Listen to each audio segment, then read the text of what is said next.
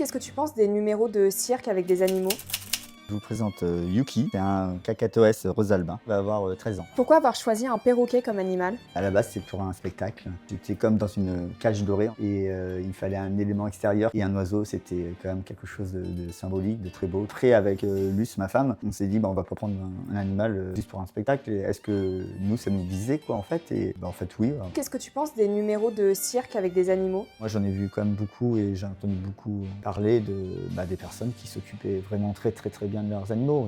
Forcément, il y en a eu qui étaient durs. Après, le côté itinérant, c'est sûr que ça doit être un peu fatigant, mais souvent, ils étaient quand même placés pendant plusieurs mois au même endroit, au même cirque. Et puis après, où est-ce qu'ils vont, on ne sait pas. Il y a quand même des échos de certains qui en safari, voilà, pour être chassés par des hommes riches. C'est un petit peu quand même...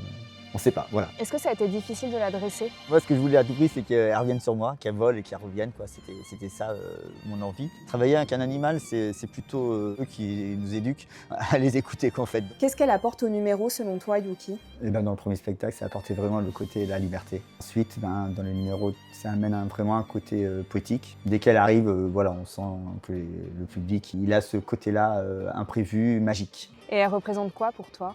Avec ma femme, c'est le premier de la famille, quoi, qu'on a eu, voilà, à la maison, avant d'avoir nos enfants.